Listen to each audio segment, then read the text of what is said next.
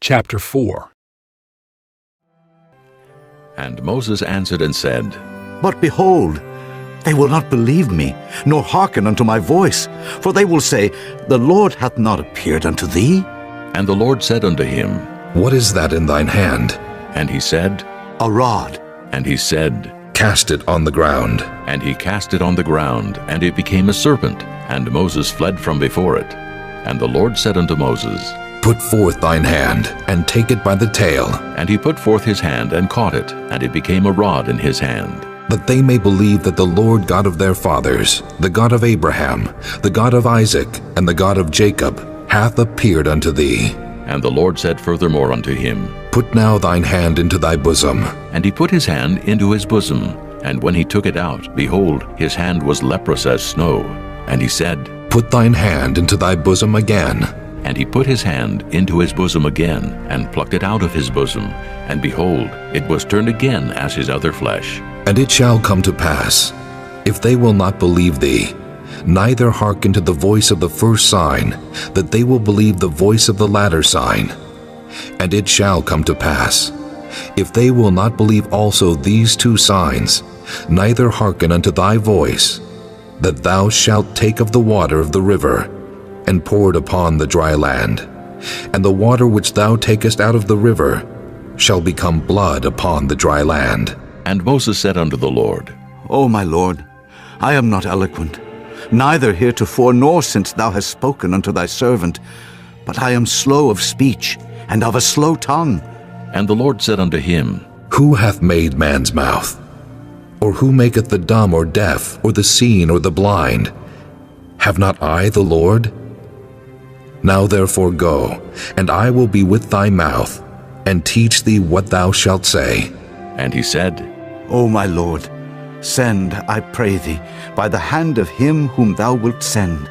And the anger of the Lord was kindled against Moses, and he said, Is not Aaron the Levite thy brother? I know that he can speak well. And also, behold, he cometh forth to meet thee, and when he seeth thee, he will be glad in his heart. And thou shalt speak unto him, and put words in his mouth. And I will be with thy mouth, and with his mouth, and will teach you what ye shall do. And he shall be thy spokesman unto the people. And he shall be, even he shall be to thee instead of a mouth, and thou shalt be to him instead of God. And thou shalt take this rod in thine hand, wherewith thou shalt do signs. And Moses went and returned to Jethro his father-in-law, and said unto him, Let me go, I pray thee, and return unto my brethren which are in Egypt, and see whether they be yet alive. And Jethro said to Moses, Go in peace. And the Lord said unto Moses in Midian, Go, return into Egypt, for all the men are dead which sought thy life. And Moses took his wife and his sons, and set them upon an ass, and he returned to the land of Egypt. And Moses took the rod of God in his hand. And the Lord said unto Moses, When thou goest to return into Egypt, see that thou do all those wonders before Pharaoh, which I have put in thine hand. But I will harden his heart, that he shall not let the people go. And thou shalt say unto Pharaoh, Thus saith the Lord, Israel is my son, even my firstborn. And I say unto thee, Let my son go, that he may serve me. And if thou refuse to let him go, behold, I will slay thy son, even thy firstborn. And it came to pass by the way in the inn, that the Lord met him, and sought to kill him. Then Zipporah took a sharp stone, and cut off the foreskin of her son, and cast it at his feet, and said, Surely a bloody husband art thou to me. So he let him go. Then she said, A bloody husband thou art. Because of the circumcision. And the Lord said to Aaron, Go into the wilderness to meet Moses. And he went and met him in the mount of God, and kissed him.